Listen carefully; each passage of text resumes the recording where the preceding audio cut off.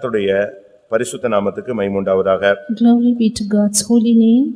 மத்தேயு எழுதின சுவிசேஷம் 14ஆம் அதிகாரம் 25 29 வரை வாசிக்கலாம். Let us turn to Matthew's Gospel, chapter 14, verses 25 through 29.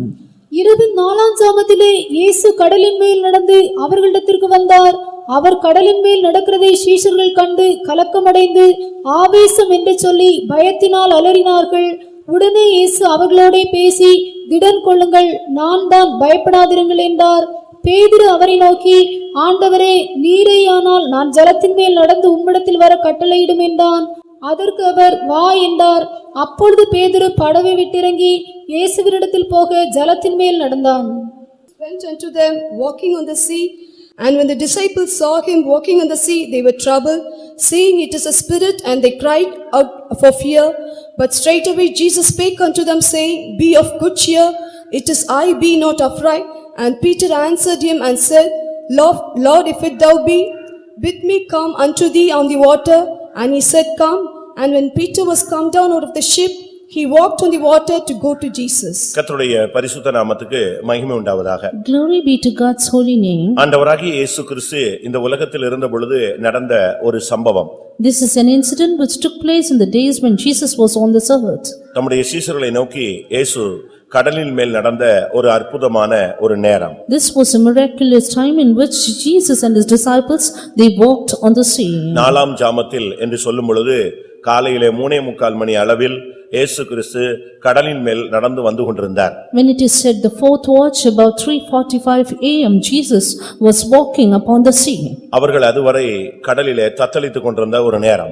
Until then they were boisterous upon the sea. அவர்களுடைய முயற்சி அவர்களுக்கு கை கொடுக்காமல் போன ஒரு நேரம். The time when their efforts could not render a helping hand. அவருடைய அறிவு அவர்களுக்கு உதவி இல்லாமல் போய்விட்டது. The time when their knowledge was of no use. இப்பொழுது அவர்கள் அலற ஆரம்பித்த ஒரு நேரம். The time when they were about to cry. இந்த நேரத்தில் தான் அந்த அதிகாலையிலே ஆண்டவராகிய இயேசு கிறிஸ்து ஜலத்தின் மேல் இல்லாவிட்டால் கடலின் மேல் நடந்து வந்து கொண்டிருந்தார். It is in this early morning that our Lord Jesus Christ was walking upon the waters of the sea. அவர் கடலின் மேல் நடக்கிறதை கண்டபொழுது சீஷர்களுக்கு அவர் என்று தெரியாமல் அவர்கள் பயத்தினால் அலறினார்கள். When the disciples saw Jesus walking on the sea, they did not know who it was, and they started to cry of fear.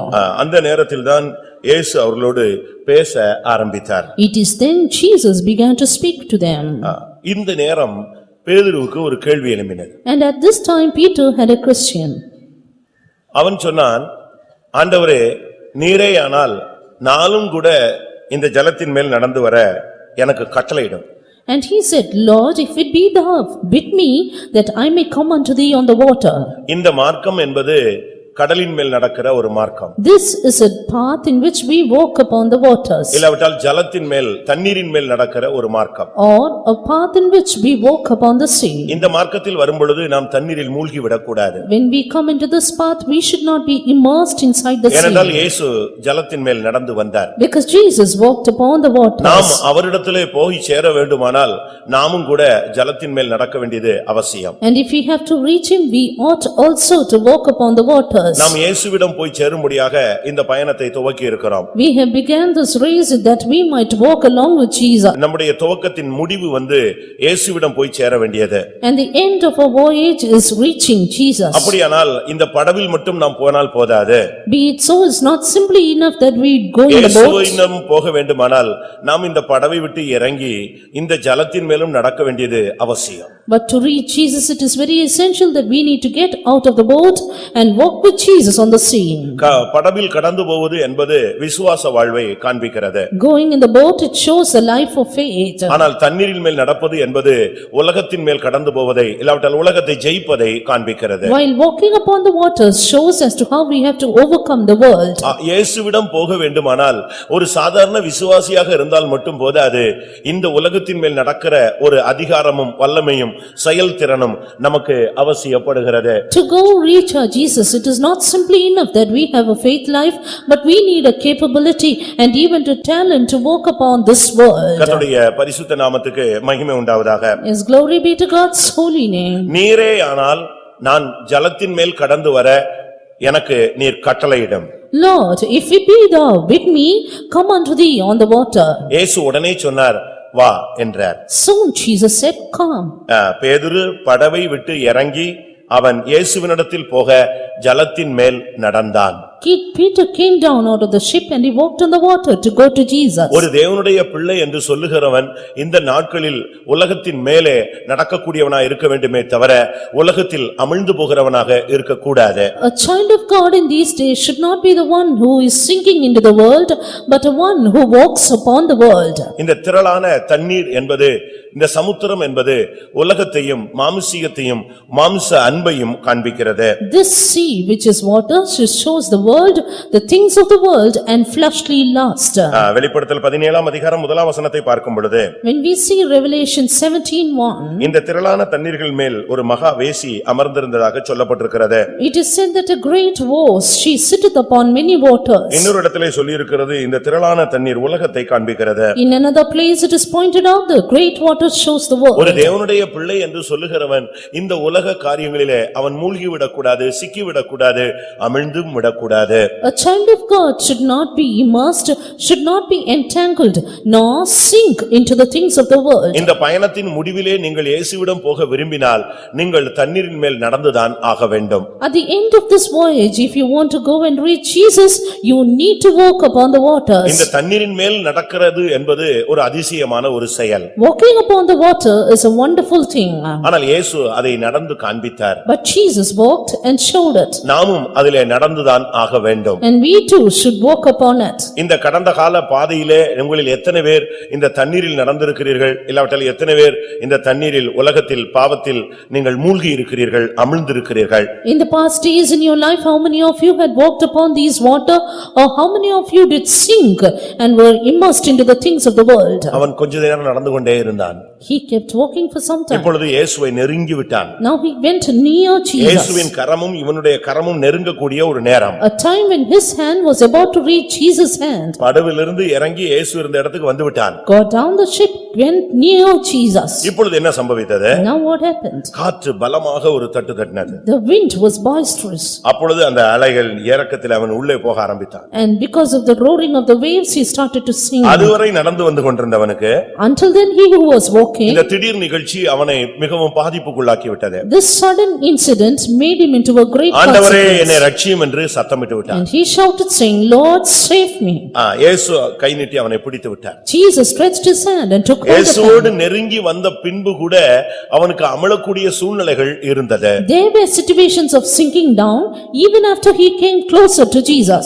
ஆனாலும் ஆண்டவரை நோக்கி கூப்பிட்டு மறுபடி ஆண்டவருடைய கரம் அவனை பிடித்து விட்டது. But still he cried the more unto the Lord, and the hand of Jesus held him. ஒருவேளை இந்த பாதையில நீங்கள் அமிழ்ந்து போகிற பல சூழ்நிலைகள் வந்திருக்கலாம். Maybe many situations had come in order to sink into this path. ஆண்டவர் தன்னுடைய கரத்தை உன்னை நோக்கி நீட்டக்கூடிய தெய்வமாய் இருக்கிறார். But our God is the God who would stretch forth his hand toward you. இன்றைக்கு எத்தனை பேர் இந்த ஜலத்தின் மேல் நடக்கக்கூடியவர்களாய் மாறி இருக்கிறீர்கள்? How many of you are able to walk upon the waters today? ஜலத்தின் மேல் நடக்காமல் நீங்கள் விசுவாசி என்ற பெயரோடு வாழ்ந்து இயேசுவிடம் போய் சேர முடியாது. Without walking upon the water, calling yourself a believer, you cannot reach Jesus. இந்த உலகத்தை நாம் ஜெயித்துத்தான் ஆக வேண்டும். We need to overcome the world. இந்த உலகத்தை நாம் ஜெயிக்காத பட்சத்திலே நாம் இந்த உலகத்தான் என்று பெயர் எடுப்போம். Unless we overcome the world, we will only be named as a man of this world. வேதம் என்ன சொல்லுகிறது? What does the word of God say? நாம் உலகத்தார் அல்ல. I am not of this இயேசு world. சொல்லுகிறார், நான் உலகத்தான் அல்ல, ஆனபடியால் நீங்களும் உலகத்தார் அல்ல. Jesus says, I am not of the world, therefore ye are not of this world. இன்றைக்கு உலகம் என்பது ஒரு வஞ்சிக்கிற ஒரு தன்மை உள்ளதாய் மாறிவிட்டது. Today world is deceptive. உலகத்தில் நாம் சிக்கிக் கொண்டிருக்கிறோம் பிரியமானவர்களே. We are entangled in the world, beloved.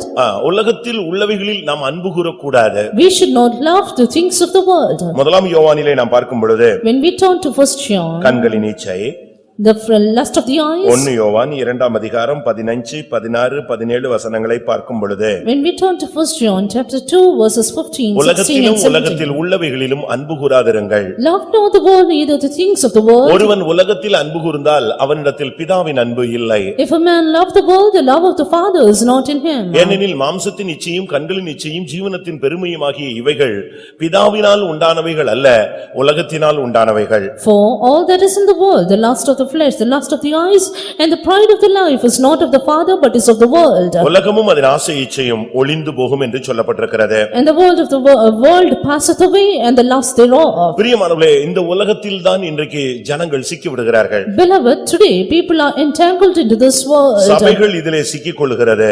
Churches are entangled therein. அநேக ஆவிக்குரிய சபைகள் இதிலே சிக்கிவிட்டது. Many spiritual fellowships are entangled. இன்னைக்கு நம்மில் எத்தனை பேர் இப்படிப்பட்ட ஆவிகளில் சிக்கி இருக்கிறோம் என்பதை பாருங்கள். But today let us check as to how many of us are entangled into this முதலாம் spirit. கொரிந்தியர் 2ஆம் அதிகாரம் 12ஆம் வசனத்தை பார்க்கும் பொழுது, When we turn to 1 Corinthians chapter 2 and verse 12, வேதம் என்ன சொல்லுகிறது? what does the word of God say? நாங்களோ உலகத்தின் ஆவியை பெறவில்லை என்று சொல்லப்பட்டிருக்கிறது. We just said we have not received the spirit of this world. நமக்குள்ளே உலகம் இருக்கக்கூடாது. World should not be within us. இயேசு என்ன சொல்லுகிறார்? What did Jesus say? தான் உலகத்தை ஜெயித்ததாக அவர் பேசுகிறார். He said, I have overcome the world. அதுதான் கிறிஸ்தவ மார்க்கத்தினுடைய ஜெயம். That is the victory of Christian இன்னைக்கு life. நம்மில் எத்தனை பேர் உலகத்தை ஜெயித்தவர்களாக மாறி இருக்கிறோம்? But today how many of us have overcome the world? யோவான் 16:33 பார்க்கும் பொழுது, Turning to John 16:33, உலகத்தில் உங்களுக்கு உபத்திரமும் உண்டு, ye have tribulation in the world, ஆனாலும் திடன் கொள்ளுங்கள், but be of good cheer. நான் உலகத்தை ஜெயித்தேன் என்று இயேசு சொன்னார். Jesus said, I have overcome the world. உலகத்தில் அமிழ்ந்து போகிறது கிறிஸ்தவ மார்க்கம் அல்ல, உலகத்தின் மேல் நடப்பது கிறிஸ்தவ மார்க்கம். Christian life is not sinking into the world, but Christianity is walking upon the world. இந்த உலகம் நம்முடைய கண்களுக்கு முன்பாக வித்தியாசமாக காணும், ஆனால் நாம் இந்த உலகத்தில் மூழ்கிவிடக் கூடாது, உலகத்தின் மேல் நடக்க வேண்டும். The world may appear different to our sight, but we should not walk into this world, but we should walk upon the world. நாம் பறக்கும்படியாக பிறந்தவர்கள். We are called to fly. நாம் இந்த உலகத்தார் அல்ல, We are not of this இந்த world, உலகத்துக்கு உரியவர்களும் அல்ல. and not belonging to this அப்ப world. இவ்வளவு பேர் இங்க உட்கார்ந்து இருக்கிறோமே, நம்மில் எத்தனை பேர் உலகத்துக்குரியவர்கள்? We are seated here, but how many of us belong to this இல்லாவிட்டால் இந்த world? உலகத்துக்குரியவர்கள் அல்ல என்ற அறிக்கை எப்படி நமக்குள்ளே இருக்கிறது? Or how do we have the confession that I am not of this world? இப்ப உலகத்தார் அல்ல என்று சொல்லுறவங்க கை வைத்துங்கன்னா நீங்க உடனே எல்லா ஜிமிக்கி போட்டுக்கிட்டு கையை வைத்திருவீங்க. When I say how many of you are not of this world, many of you will lift up your hands. ஏன்னா எல்லாரும் கை வைத்துறாங்கல்ல, All of you will lift up. அதனால நம்மளும் கை வைத்துறணும் வைத்திருவீங்க, இல்ல வைத்தாம இருந்தா தப்புன்னு யோசிச்சிருவீங்க. And at times you may think if I don't lift up it is a mistake. ஆனா இந்த கூட்டத்துல இருக்கிற உலகத்தார் அல்ல, உலகத்தார் என்பதை எப்படி கண்டுபிடிக்கிறது? But how can we find out the one who is seated here is not of this world or of this world? இயேசு சொன்னார் நான் உலகத்தான் அல்ல. Jesus said, I am not of this world. ஆனபடியால் உலகம் என்னை பகைக்கிறது. Therefore the world hateth me. எந்த ஒரு விசுவாசியே, எந்த ஒரு ஊழியக்காரனே உலகம் பகைக்கிறதோ அவன் உலகத்தான் அல்ல. Any believer or any servant of God who is hated by the world, he is not of this world. உலகம் உன்னை நேசிக்குது, நீ அதை ரொம்ப நேசிக்கிறேன்னு சொன்னா நீ இந்த உலகத்துக்குரிய ஆள். If the world loves you much and you love the world, you belong to this world. இப்ப நீங்களே கண்டுபிடிச்சு பாருங்க, Now check. உலகம் உங்களை நேசிக்குதா இல்ல உலகம் உங்களை வெறுக்குதா? Does the world love you or the world hates you? நீங்களே கண்டுபிடிச்சுக்கலாம். You can find out. அதனால இயேசு அழகாக இந்த வார்த்தையை சொன்னார். That's why in the beginning itself Jesus said, நான் உலகத்தான் அல்ல, ஆனபடியால் உலகம் என்னை பகைக்கிறது. I am not of this world, therefore the world hateth me. நீங்கள் உலகத்தார் அல்ல, ஆனபடியால் உலகம் உங்களையும் பகைக்கிறது. And ye are not of this world, therefore the world hates you also. அப்படியானால் நமக்கு இந்த நாட்களில் உலகத்தை எப்படி ஜெயிக்க முடியும்? Be it so, how can we overcome the world today? 1 யோவான்ல நாம் பார்க்கும் பொழுது Turning to 1 John, வேதம் என்ன சொல்லுகிறது? what does the word of God say? விசுவாசமே உலகத்தை ஜெயிக்கிற ஜெயம். That even your faith is the victory which overcometh the world. 1 யோவான் 5ஆம் அதிகாரம் 4ஆம் வசனத்திலே நாம் இதை பார்க்கலாம். We read it in 1 John 5:4. தேவனால் பிறப்பதெல்லாம் உலகத்தை ஜெயிக்கும், நம்முடைய விசுவாசமே உலகத்தை ஜெயிக்கிற ஜெயம். For whatsoever is born of God overcometh the world, and this is the victory that overcometh the world, even our faith. தேவனால் பிறப்பது உலகத்தை ஜெயிக்கும். Whatsoever is born of God overcometh the world. இந்த சபைக்குள்ள வந்துட்ட பிறகு நீ தேவனால் பிறந்திருந்தால் நீ உலகத்தை ஜெயிப்பாய். After having come into the church, if you are born of the Lord, then you will overcome. இந்த சபைக்குள்ள வந்துட்ட பிறகும் நீ தேவனால் பிறக்காவிட்டால் உலகத்தை உனக்கு ஜெயிக்க முடியாது, அதுல நீ அமிழ ஆரம்பிப்பாய். Even after coming into this church, if you are not born of God, you cannot overcome the world, but you will sink into the world. இந்த மார்க்கம் என்பது ஜலத்தின் மேல் நடக்கிற ஒரு மார்க்கம். This life is a life we walking upon the waters. இன்றைய message நீ எவைகளின் மேல் நடக்க வேண்டும்? My message today is upon what should you walk today? எவை எல்லாவற்றின் மேலும் நடக்க உனக்கு உரிமை, அதிகாரம், தெய்வீக சக்தி இருக்கிறது என்பதை நீங்கள் விளங்கிக் கொள்ள வேண்டும். While you should clearly understand what the power, the authority that you are given, that you may walk upon many things. உலகத்தில் தான் இருப்போம். We may be in the world, ஆனா உலகத்துல நம்ம பிடிபட மாட்டோம். but we will not be held by the world. உலகத்துல தான் இருப்போம். We may be in the world, உலகத்துல அமிழக்கூடாது. but not sink into the world. உலகத்தின் மேல் நடப்பது. Walking upon the world. ஆகாய விமானம்னா அது தரையில இருக்கும், ஆனா புறப்பட்ட பிறகு அது ஆகாயத்துல போயிட்டே இருக்கும். The aeroplane, it may be, it stands upon the earth or the ground, but when it flies, it leaves the world. நாம் இந்த உலகத்துல தான் இருக்கிறோம், ஆனா இதுல நாம் சிக்கி விடக்கூடாது. Yes, we too are in this world, but let us not be entangled in it. உலகத்தார் பேசுறது போல பேச நமக்கு உரிமை கிடையாது. We have no right to speak even as the worldly people. உலகத்தார் உடுத்துவது போல உடுத்த நமக்கு உரிமை கிடையாது. No right to dress even as the worldly people do. அவைகள் நமக்கு தகுதியா இராது என்று பவுல் பேசுகிறார். Saint Paul says that is not expedient for me. இந்த உலகத்தார் போல நாம் வேஷம் போட முடியாது. We cannot put the fashion of this world. உலகத்தின் வேஷம் கடந்து போகிறதே. For the world and its fashions, they pass away. உலகத்துல இருக்கிறோம், ஆனா உலகத்து போல நாம் நியாயம் பேச முடியாது. Of course, we are in this world, but we cannot speak justice. உலகத்து போல நம்ம ஆட முடியாது, பாட முடியாது, சந்தோஷப்பட முடியாது. We cannot sing, dance and play as the worldly people do. உலகத்தானை போல ஏமாற்ற பித்தலாட்டம் பண்ண முடியாது. We cannot cheat and deceive as the worldly people do. உலகத்துக்கு ஒத்ததான எந்தவிதமான செயல்பாடும் நம்ம பண்ண முடியாது. We cannot do any activities of the people of this world. ஏனென்றால் உன்னுடைய மனசாட்சி அது தவறு என்று உனக்கு சுட்டி காட்டும். Because your conscience will clearly point that it is wrong. அப்படியானால் இந்த மார்க்கத்துல வந்த எல்லாருமே உலகத்தார் இல்லையா? Therefore, everyone who is come into this religion, are they not of this world? அதை நீங்கள் பயிற்சிவிக்க வேண்டியது அவசியம். But it is essential you need to practice. வருஷங்கள் போக போக உங்களுக்குள்ள இருக்கிற மண்ணானவனுடைய சாயல் மாற வேண்டும். Years passing by, the mortal body or this image of this earth should change. இந்த மார்க்கத்துல வந்த பின்பு நீங்கள் வானவருடைய சாயலை தரித்து பழக வேண்டும். Earthly likeness should change and you should put on the likeness of the heavenly. அப்படித்தான் வேதம் சொல்லுகிறது. That's what the word of God says. நாம் வானவருடைய சாயலை தரித்துக் கொள்ளும்படியாக அழைக்கப்பட்டவர்கள். We are called to put on the likeness of the heavenly. இத்தனை வருஷம் இதுல இருந்திருக்கிறமே, நமக்கு என்ன சாயல் இருக்கிறது? We are so many years here and what kind of likeness do we have? உன்னுடைய நடை, உடை, பாவனை எல்லாவற்றிலும் நீ வானவருடைய சாயலை தரிக்க வேண்டும். Your walk, your behavior, your activities, in everything, you should have the likeness of the heavenly. 1 கொரிந்தியர் 15:49 பார்க்கும் பொழுது, Turning to 1 Corinthians chapter 15 and verse 49. மேலும் மண்ணானவருடைய சாயலை நாம் அணிந்திருக்கிறது போல வானவருடைய சாயலையும் அணிந்து கொள்வோம். And as we have borne the image of the earthly, we shall also bear the image of the heavenly. இந்த மார்க்கத்துல வந்த பின்பு வானவருடைய சாயல் உனக்கு வந்திருக்க வேண்டும். After coming into this life, you should have put on the likeness or the image of the heavenly. மண்ணானவனுடைய சாயலையே வச்சுக்கிட்டு நம்ம வாழக்கூடாது. We should not live with the image of the earthly. பேதுருவை பார்த்து சொன்னாங்க, உன்னுடைய பேச்சு அந்த கலிலேயனுடைய பேச்சுக்கு ஒத்திருக்கிறது. Looking at Peter, they said, your speech is like unto the speech of Galilean. நம்மள பார்த்த உடனே ஒரு பெந்தேகோஸ்தேக்காரனுடைய பேச்சு மாதிரி இருக்குன்னு சொல்றாங்களா? And looking at us, do they say your speech is as this Pentecostalist? ஒரு CSI ஸ்கூல்ல நம்முடைய விசுவாசி வேலை பார்த்தார். One of our believer worked in a CSI school. ஒரு நாள் அசெம்பிளில அவருக்கு ஒரு 5 நிமிஷம் ஸ்பீச் டைம் கொடுத்தாங்க. In one assembly, he was given 5 minutes of speech. இவர் பேசி முடிச்சிட்டாரு. He spoke and finished. பேசி முடிச்ச உடனே எல்லாரும் கேட்டாங்க, நீ பெண்டிகோஸ்துக்கு போறியோ அப்படின்னு கேட்டாங்க. Soon after that they asked, do you go to the Pentecostal church? இது CSI ஸ்டைலே இல்லையே. This is not at all a இது CSI பேசுறதெல்லாம் style. என்னது? பெண்டிகாஸ்ட் ஸ்டைல்ல பேசுறாங்க. This you speak in a Pentecostal manner. கொஞ்ச நேரம் அந்த 5 நிமிஷம் ஸ்பீச்லயே அவனை பெண்டிகாஸ்ட்னு கண்டுபிடிச்சிட்டாங்க. 5 minutes of speech made them reveal that he is a Pentecostalist. உன்னுடைய உடைய பார்த்த உடனே நீ வானவருடைய சாயல்ல இருக்கங்கறத கண்டுபிடிக்கணும். And with your dressing they should find out you have the image of the heavenly. மத்த சீஷர்கள் எல்லாம் அப்படியே முழிச்சிட்டு இருந்தாங்களே தவிர யாரும் அந்த கடல்ல நடக்கணும்னு ஆசைப்படல. Other disciples were simply blinking and they did not have the desire to walk upon the sea. இந்த மார்க்கத்துல நூற்றுக்கணக்கான பேர் இருக்காங்க, ஆயிரக்கணக்கான பேர் இருக்காங்க. ஆனா உலகத்தை ஜெயிக்கிறதுன்னு சொல்றது ஒரு சிங்கிள் பர்சன் தான். In this life there may be hundreds and thousands even, but only few will inherit or the ஒரு walk சிறு upon the கூட்டம் sea. மட்டும் தான் தண்ணீர்ல நடக்க பிரயாசப்படுகிறது. Only a little group will try to walk upon the world. ஆனா நம்முடைய பார்வையில அந்த சின்ன கூட்டம் தண்ணீர்ல சில நேரத்துல அமிர்து பாருங்க, அது மட்டும் தான் நம்முடைய கண்களுக்கு தெரிகிறது.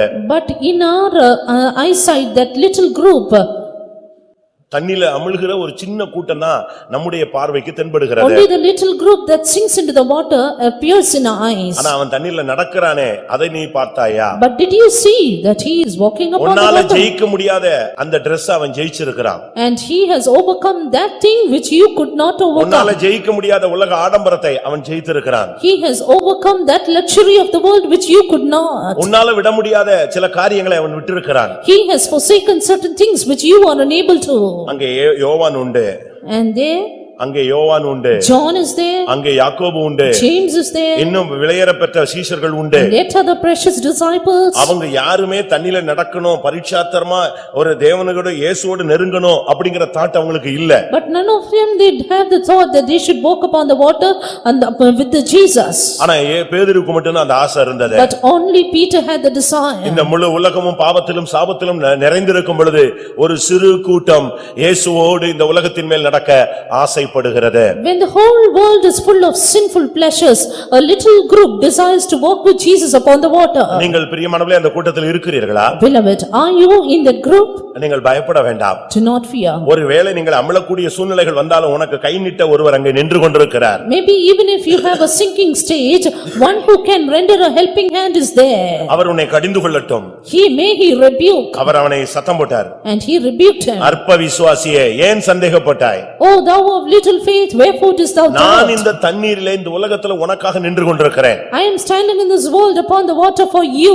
உனக்காகவே நான் தண்ணீரில நடந்து வந்திருக்கிறேன். It is just for you I am walking upon the sea. இந்த எரிகோ போன்ற சாபம் நிறைந்த பூமியிலே தேவகுமாரன் நமக்காகவே இறங்கி வந்திருக்கிறார். In this cursed-filled world, we see the Son of Man just came down for our sake. நம்மில் அநேகர் என்ன நினைக்கிறோம் தெரியுமா? You know, many of us, what do we இந்த think? சத்தியத்தின்படி நடக்க பயப்படுகிறோம். We are afraid to walk with this truth. ஏன் விஷப்பரீட்சை பண்ணணும் அப்படின்னு கேக்குறாங்க. And they say, why should we make a false attempt? இது விஷப்பரீட்சை அல்ல. It's not a false இதுதான் attempt. விசுவாச மார்க்கம். This is the path of faith. இதுதான் இயேசுவிடம் போகிற மார்க்கம். This is the path to go to இதுதான் Jesus. பெரும்பாதையான ஒரு பாதை. This is the highway. இதுதான் ராஜபாதை. This is the royal path. ஜலத்தின் மேல் நின்று கொண்டிருக்கிற இயேசுவினிடத்துல நீ போகணும்னா நீ ஜலத்தின் மேல நடந்துதான் போகணும். To go to Jesus who is upon the waters, you need to walk upon the sea.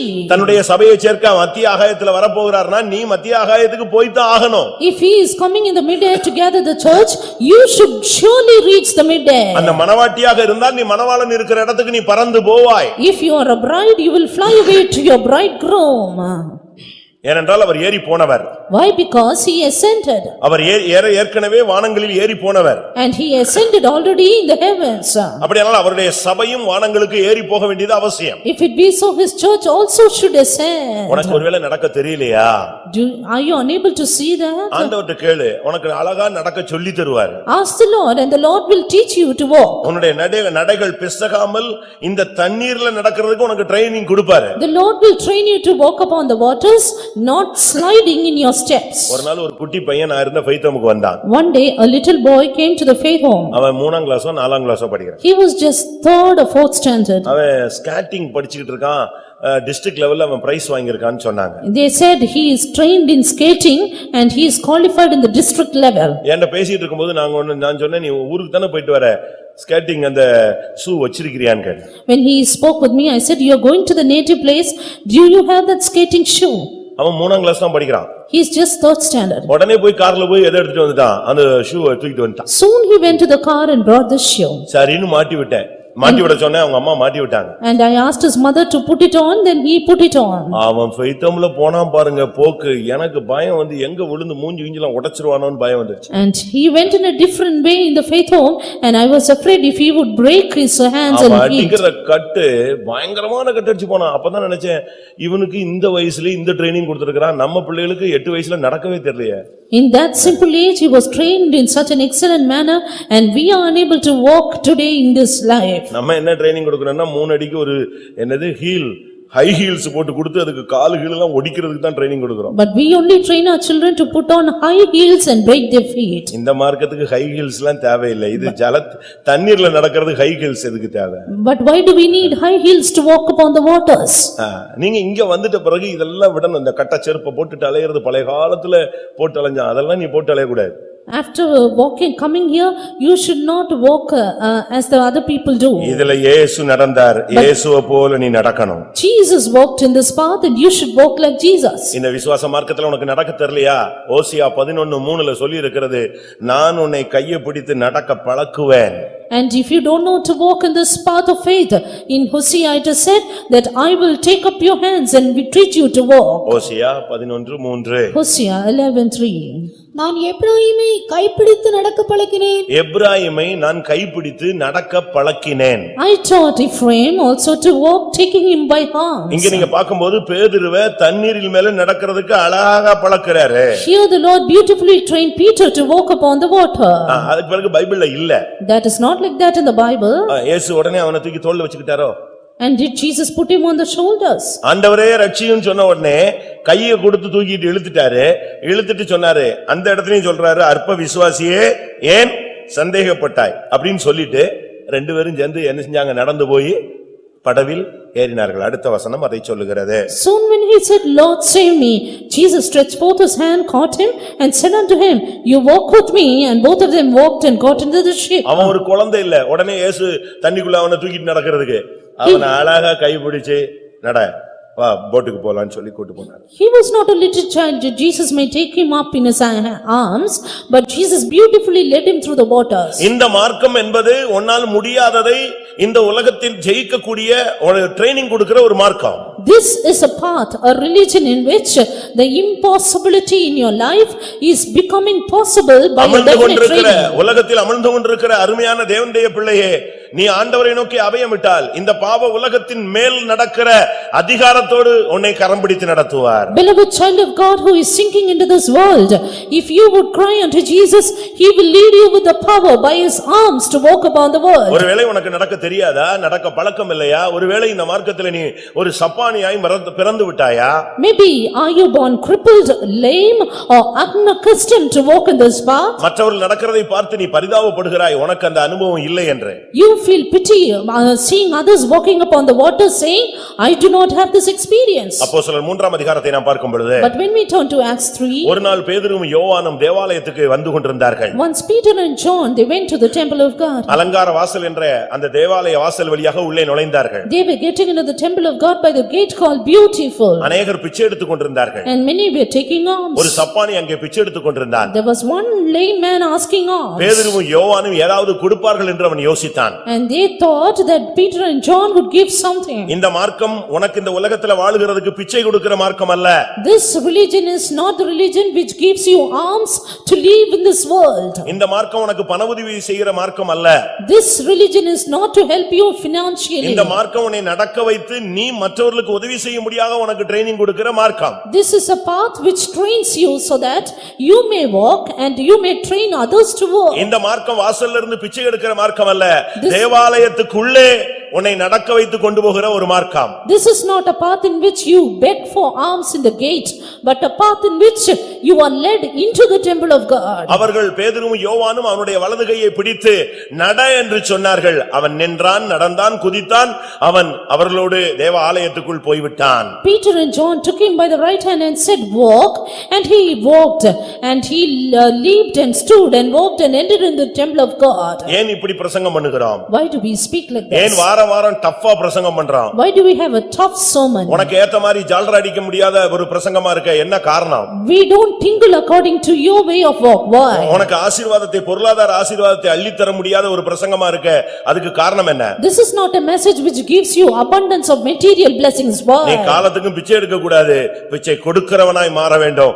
அதனால இந்த பிரசங்கம் உனக்கு டஃப்பா தான் இருக்கும். உன்னை தூக்கி விட முடியாக நாங்கள் போராடுகிறோம். This sermon is tough because we labor hard to lift you up, that you may not beg alms at the gate, but you may give alms to others. 8 மாசம் ஆன பிறகு உன் பிள்ளை நடக்கலன்னா உனக்கு எவ்வளவு பயம் இருக்கிறது, எவ்வளவு கஷ்டம் இருக்கிறது. அதுக்காக நீ ஒரு வாக்கர் வாங்கி கொடுக்கிற, ஒரு வண்டி வாங்கி கொடுக்கிற, அதுக்கு என்னெல்லாமோ செய்றியே. அதே மாதிரி தான் வாரம் வாரம் ஒரு வசனம் கொடுத்து ஒரு வண்டி கொடுத்து உன்னை எப்படியாவது நடக்க வைக்கணும்னு நான் பார்க்கிறேன். After 8 months, if your child is unable to walk, you get a walker, you get a vehicle for your child somehow, to make it walk.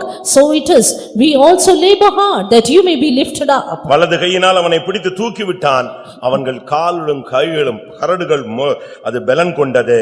He took him by the right hand and lifted him up, and immediately his feet and ankle bones received strength. நீங்கள் நடக்க வேண்டிய ஒரு மார்க்கம். This is a path you have to நாம் walk. இந்த நாட்களிலே உலகத்தை ஜெயித்து உலகத்துக்கு மேல நடக்கணும்.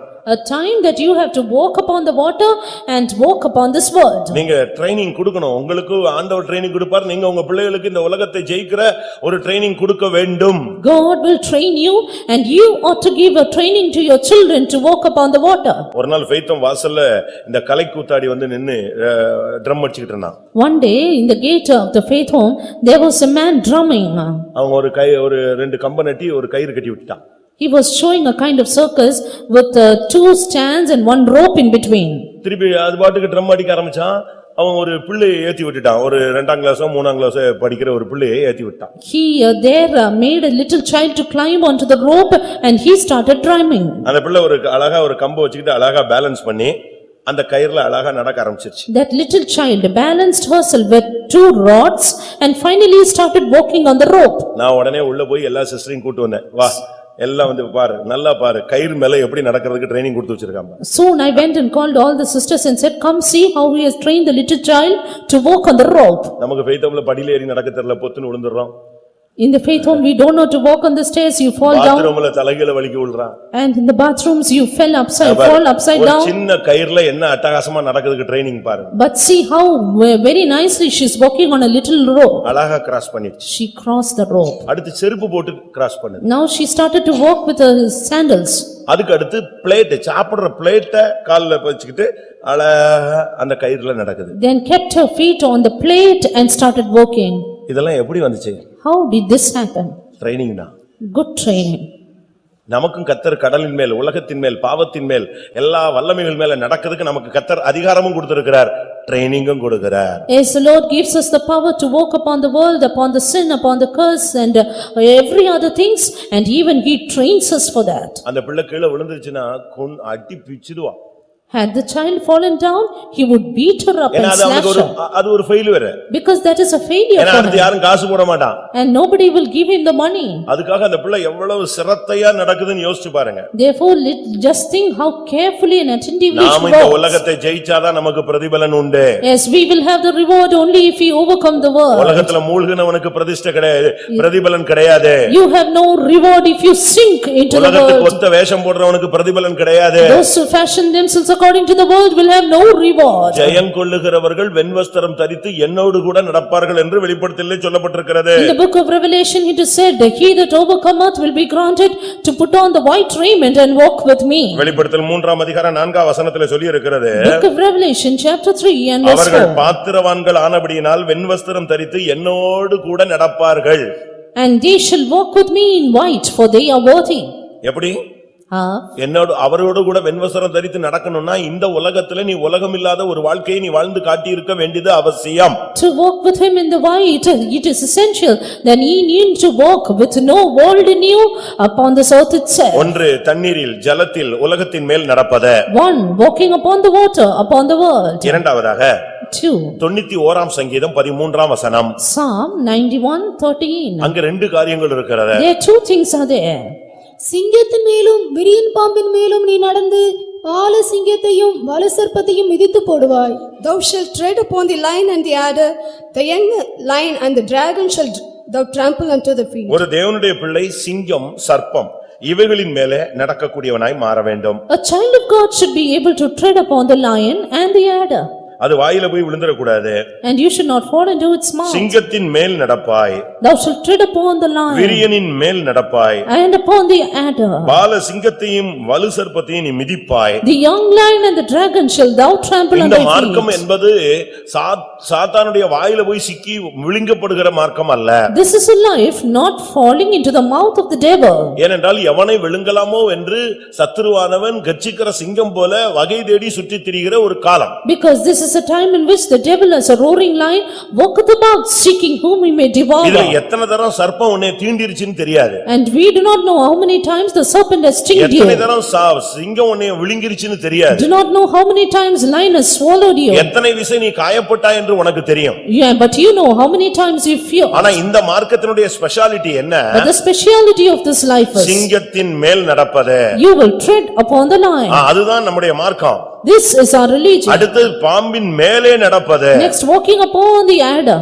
ஒரு இடத்துல ஒரு பாம்பு, ஒரு மலைப்பாம்பு ஒரு பையனை அப்படி இழுத்தது. In one place the மலைப்பாம்பு the உங்களுக்கு தெரியுமா? யோகியின் மறுபிறப்புன்னு ஒரு புக் படிச்சிருக்கீங்களா? the python, the snake, it swallowed a boy. ஒரு யோகியின் மறுபிறப்புன்னு ஒரு புக் இருக்கு. There is a book like this, one yogi and his medicine. அவருடைய மறுபிறப்பு, யோகியின் மறுபிறப்பு. நீங்க The yogi is born again. அந்த புக்ல நீங்க படிச்சு பாத்தீங்கன்னா in its book அந்த இந்த யோகி அவருடைய அப்பா அப்படியே தவத்துல இருந்து நிஷ்டையில இருந்து அப்படி புத்தாய் மாறி அப்படி செத்து போன ஒரு ஆள். He by staying in a hermit, his father by staying as a hermit, finally he died in that spot. அப்படியே நிஷ்டையிலேயே இருக்கிறது அப்படியே ஜீவ சமாதி ஆயிடும். And he was like that itself, and finally as a living statue he became. அந்த பையனுடைய அம்மா மும்பைல சாரதா மிஷன்ல போய் சேர்ந்துட்டாங்க. And his mother went and joined the mission in Mumbai. ஆனா இந்த அம்மா அவனுக்கு சில காரியங்களை சொல்லி கொடுத்துச்சு. Mother taught him certain things. நமக்கு இந்த விக்கிரகங்கள் எல்லாம் உதவி செய்யும் சாமி அதுன்னு சொல்லி. These are the idols which will help us, they are gods. எல்லாம் சொல்லி கொடுத்த தாயே And that mother who teach him everything. கடைசியா ஒரு வார்த்தையும் சொல்லி கொடுத்தா. Finally taught him a word also. இந்த வல்லமைகள் எல்லாம் உனக்கு உதவி செய்யாத பட்சத்துல இன்னொரு பவர் இருக்கு. When these powers are unable to help you, there is another power also. அதுதான் இயேசு. That is Jesus. நீ இதையே கும்பிட்டா போதும். உன்னால முடியாத ஒரு கட்டம் வந்துச்சுன்னா இதை யூஸ் பண்ணி பாருன்னு சொல்லி. You can worship all these gods, but if you cannot overcome, finally call Jesus. அந்த புக்க படிச்சவங்க யாராவது இருக்கீங்களா? Have anybody of you seen that book? அந்த புக்ல என்ன சொல்லி இருக்கு? What is said in that book? இவன் 16 வயசுல ஃப்ரெண்ட்ஸோட ஒரு காட்டுக்குள்ள போனபோது பாம்பு அப்படியே மலைப்பாம்பு இவனை இழுக்குது விழுங்குறது. When he went with his friends in the age 16, the python wanted to swallow him up. இவன் தன்னுடைய சக்தியை இழக்கிறான். And he was losing his power. அந்த ஈர்ப்பு சக்தி பயங்கர ஸ்பீடா இழுக்குது. And that attracting force of the serpent was so ஒரு grand. செகண்ட்ல தன்னுடைய தெய்வங்கள் எல்லாம் கூப்பிடுறான். And within a second he started to shout. எல்லாம் கிராஸ் ஆகுது. And everything crossed. பட் எதுவுமே உதவி செய்யல. But none could help him. அந்த அந்த நொடியில அவங்க அம்மா சொன்ன அடுத்த வார்த்தை அவனுக்கு நினைவுல வருது. It's at that critical second the word of his mother clicked him. இயேசுங்கற ஒண்ண யூஸ் பண்ணி பாரு, அது ஒருவேளை உனக்கு ஹெல்ப் பண்ணும். You use the word Jesus finally and it may help you. பட்டுன்னு கத்திட்டான் இயேசுவேன்னு சொல்லி. Soon he shouted Jesus. அந்த வேர்ட் கேட்ட உடனே அந்த பாம்பு அப்படியே ஸ்லோ ஆயிடுச்சு. And the serpent started to go itself back. அதுல அவன் ரட்சிக்கப்பட்டு இன்னைக்கு ஊழியம் செய்றான். From that he was saved and today he serves the Lord. இயேசு அந்த இது சர்ப்பத்தின் மேல உள்ள அதிகாரம் உள்ள ஒரு நாமம். The word Jesus, the name, has the power upon the serpents. இன்னைக்கு எத்தனை பேருக்கு இந்த விஷங்கள் மேல சாத்தானின் மேல இல்லப்பட்ட செய்வனைகள் மேல அதிகாரம் உண்டுன்னு விசுவாசிக்கிறீங்க? Today how many of you believe that you have power over the venom of over the bands of witchcraft and other demons? பிசாசு செய்வனை இல்லப்பட்ட பொல்லாத ஆவி இத பார்த்து பயந்துட்டு நீ ஓடிர கூடாது. You should not run away being afraid at the demons or at the witchcraft. இயேசு என்ற நாமத்துக்கு இதுக்கு மேல தான் அதிகாரம் இருக்கிறது. Because power in the name of Jesus is above all this. எல்லா வல்லமைகள் மேல உனக்கு அதிகாரம் இருக்கிறது. You have power upon all these. அது எந்த ஃபேமஸ் மந்திரவாதம் பண்ணிருந்தாலும் இயேசுங்கற வார்த்தைக்கு பிறகு அதுக்கு என்ன கிடையாது? பவர் கிடையாது. Whatever be the popular magical spell, it has no power to stand before the name of Jesus. அதை விசுவாசிக்கிறவங்க எல்லாரும் கைகளை உயர்த்தி அல்லேலூயா சொல்லுங்கள். அப்படியானா ஏன் இன்னைக்கு போராட்டத்துக்குள்ள இருக்கீங்க? Be it so, then why are you in this conflict? அதிகாரத்தை பயன்படுத்தி அதுக்கு மேல வா. Make use of your power and come above it. இன்றைக்கு நீ இயேசுவின் நாமத்திலே உன்னுடைய அதிகாரத்தை பிடி கையில் எடுப்பாயாக. Today you take the power in the name of Jesus. நம்ம எல்லாருக்கும் அதிகாரம் இருக்கு, நம்ம யூஸ் பண்றது இல்ல. We all have the power but we do not use it. ஐஏஎஸ்க்கு ஒரு பிராக்டிகலா ஒரு காரியம் செயல்படுத்த விரும்பினாங்க. For the IAS they have the practical activity to be done. ஒவ்வொருத்தரையா உள்ள அனுப்புனாங்க. They will send one by one inside. அந்த ரூம்ல பாத்தீங்கன்னா வெறும் குப்பை. That room is full of wastage or rubbish. Table பயங்கர அழுக்கு, The table is dirty. ரூமே குப்பையா இருக்கு. The whole room is in dirt. ஒவ்வொருத்தரையும் உள்ள விடுறாங்க. He sends one by one. உள்ள போன உடனே இந்த ஐஏஎஸ் எல்லாம் என்ன பண்ண ஆரம்பிச்சிட்டாங்க தெரியுமா? You know what the IAS started to do? ஒவ்வொருத்தரையும் உள்ள அனுப்புன உடனே இப்படி போனாங்க, இதான் உங்க ரூம் அப்படின்னு உடனே ஒருத்தன் பார்த்தான், சரி இந்த வேலை கிடைச்சா போதுன்ட்டு உடனே என்ன செய்ய ஆரம்பிச்சிட்டா, தொடப்பத்தை எடுத்து பெருக்க ஆரம்பிச்சிட்டா, ஒருத்தன் டேபிளை துடைக்க ஆரம்பிச்சிட்டான், வேக வேகமா எல்லாம் ரெடி பண்ண ஆரம்பிச்சாங்க. Everyone when they were sent inside saying this is your room, they somehow wanted the job. Therefore they started to broom the room and clean it. எல்லாரையும் வெளியே வர சொல்லிட்டாங்க. வரிசையா ஒருத்தரா போய் இப்படி தோத்துக்கிட்டே வர்றாங்க. And likewise everyone were going in and coming back with defeat. ஒருத்தன் உள்ள போனான். But one came in. போன உடனே டேபிள்ல இருக்கிற ஒரு பெல் இருந்துச்சு, காலிங்க ஒரு அமுக்கு அமுக்குனான். Soon there was a bell in the table and he pressed the bell. உடனே வேலைக்காரன் ஓடி வந்தான். And soon the servant came up. 2 நிமிஷத்துல இந்த ரூமை க்ளீன் பண்ணி ரெடி பண்றேன், நான் உட்கார்ற மாதிரி. He said, clean up the room in 2 minutes and I want to sit. அவ்வளவுதான். உடனே அவரை கூப்பிட்டு, இவன் தான் தகுதியான ஆள், அதிகாரத்தை உபயோகப்படுத்துறதுக்கு தகுதியான ஆள் யாரு? இவன் தான். இவன் போய் குப்பையை பொறுக்கிட்டு இருந்தானா மத்தவனுக்கு என்ன வேலை? And soon the authorities said, he is fit for this job because he has power to make use of the people. யோவான் 1:12 படி நம்ம எல்லாரும் தேவனுடைய பிள்ளைகள், ஆனா எல்லாரும் கோழை பிள்ளைகளாக இருக்கிறோம், சவலை பிள்ளைகளாக இருக்கிறோம், அதிகாரம் இல்லாம இருக்கிறோம், இப்படித்தான் உட்கார்ந்து இருக்கிறோம். According to John 1:12, we are all the children of God, but today we remain children without power. We remain as coward children. உனக்கு கொடுக்கப்பட்ட இயேசுவின் நாமம் என்கிற அதிகாரத்தை நீ உபயோகப்படுத்தும் பொழுது அந்த வல்லமைகள் உன்னை விட்டு ஓடும். But when you make use of the power which is given unto you in the name of Jesus, all of the evil spirits will run away. இயேசுவின் நாமத்தை யூஸ் பண்ணுங்க. Make use of the name of Jesus. அதை use பண்ண வேண்டிய விதத்துல நீங்க use பண்ணீங்கன்னா அந்த வல்லமை உனக்கு உதவி செய்யும். Use it in the way you ought to and they will help you. சிங்கத்தின் மேல் நீ நடப்பாய், வலுசர்ப்பத்தை நீ மிதிப்பாய். Thou shalt tread upon the lion and the adder. பிசாசு உன்னை மேற்கொள்றதுக்கு பவரே கிடையாது. And devil has no power to overcome you. செய்வனை ஜெயிச்சிட்டுன்னு சொன்னா, நீ தோத்துட்டேன்னு சொன்னா அதை விட கேவலம் ஒண்ணுமே கிடையாது. If the witchcraft is overcoming you, there is nothing else more shameful. உன்னுடைய முழங்கால்ல நின்னு நீ அதை ஜெயிக்கணும். Stand on your knees and prevail. ஒரு சகோதரிக்கு பிசாசு போராட்டம் கண்டினியூவா இருந்தது, அதனால எல்லா ஊழியக்காரங்களும் நார்மல் ஜெபத்துக்கு கொண்டு வந்துட்டாங்க. A sister had a continuous demonic oppression, therefore they brought her to the 4 o'clock praising. ஏன்னா இன்னைக்கு போனா நாளைக்கு வரும், நாளைக்கு போனா நாளைக்கு வரும், திருப்பி வந்துகிட்டே இருக்கு. அதனால எல்லாரும் சும்மா நார்மலா ஜெபிச்சுட்டு சரி போயிட்டு வாங்க sister அனுப்பிடுவோம். The demons are coming and going, therefore they all prayed normally and said, you go and come. ஒரு நாள் அவங்க சொந்தக்காரங்க வீட்டுக்கு போயிருந்தாங்க. One day she went to the relative's house. அங்க போனா ஒரு சின்ன பிரச்சனை ஆயிடுச்சு. There was a little problem. இந்த ஆவி வெளியே வந்துருச்சு. And this spirit came out. வெளியே வந்து அது பயங்கரமா பேச ஆரம்பிச்சிருச்சு. It started to speak very badly. அந்த ஆவி பேச ஆரம்பிச்ச போது அந்த வீட்ல இருந்தது அந்த சிஸ்டருடைய அக்காவோட ஹஸ்பண்ட் மட்டும் தான் இருந்தான். And when that spirit started to speak, that elder sister's husband was there in that house. என்ன நடந்துச்சு தெரியுமா? You know what happened? அந்த ஆவி பேசிச்சான். That spirit spoke. N time முடிஞ்சிருச்சு, ஆனா யாரும் என்னைய துரத்தல. My time is over, but nobody is chasing me away. எப்படி இருக்கும்? எனக்கு டைம் முடிஞ்சிருச்சு, நான் எப்பமோ போயிருக்கணும், ஆனா எந்த ஊழியக்காரன் சரி எந்த விசுவாசியும் சரி என்னை துரத்த மாட்டேங்கிறான். My time to work is over, I should have left us at that time itself, but nobody is chasing me out. அதனால நீ ஒன்னு செய், நீ துரத்துன்னு சொல்லிச்சான். Therefore one thing you do, you chase me away. அவன் இந்து மனுஷன். He is an Hindu man. இது ஆடின முடிய விரிச்சு ஆடினதை பார்த்துட்டு அவன் வாசல்ல நின்னுட்டு இருக்கிறான் ஓடுறதுக்கு. இது முடிய விரிச்சு ஆடினதை பார்த்து அவன் ஓடுறதுக்கு வாசல்ல நின்னுட்டு இருக்கான். And because she was nodding her head very badly, he is standing there to flee away. அது சொல்லிச்சா நீ ஓடாத. But the devil said, you don't run. அங்கேயே நில்லு. You stand there. நாங்க இத்தனை ஆவி உள்ள இருக்கோம். So many spirits of us are here. ஒவ்வொன்னா வரும், ஆடும். One by one will come and dance. நீ என்ன சொல்லணும்? What you should say? ஆடி முடிச்சிட்டு உன்னை பாக்கும்போது நீ சொல்லணும், இயேசுவின் நாமத்தில் போ அப்படின்னு மட்டும் நீ சொல்லிட்டு அங்கேயே நில்லு பேசாம. After the dance it will look at you and you should say, in the name of Jesus you go. அது கீழ விழுந்துரும். And it will fall down. அடுத்த ஆவி வந்த உடனே திருப்பி ஆடும். The next spirit will come and it will dance. கடைசில நான் வருவேன், அப்போ உன்கிட்ட பேசுறேன்னு சொல்லி. Finally I will come and speak to you. அவன் இந்து மனுஷன் That இந்த was வார்த்தையை யூஸ் பண்ணணும்னு சொன்ன உடனே அவன் வேர்த்து விறுவிறுத்து நின்னுட்டு இது ஆட ஒன்னொன்னா சொல்லி கடைசில நான் வந்துட்டேன், இப்ப நான் போன உடனே விழுந்துருவா, நீ ரூமை விட்டு வெளியே ஓடிடு, அவளா மயக்கம் தெளிஞ்சு சரியாயிடுவான்னு சொல்லிடுச்சு. And he was a Hindu man, he was perspiring very badly when he heard this, and he started to one by one rebuke the devil in the name of Jesus, and it left. Finally he said, I will come and you can run away from this place and I will leave this girl. எத்தனையோ ஆவிகள் போகிற time எல்லாம் தாண்டிடுச்சு, நம்ம துரத்தாம அதை பிடிச்சு இழுத்து வச்சுட்டு உட்கார்ந்துகிட்டே suitcase மாதிரி தூக்கிட்டே வர்றோம். As the time of many spirits to leave is already up, but we are just keeping it and உனக்கு prevailing இருக்கிற it. அதிகாரத்தை நீ பயன்படுத்து.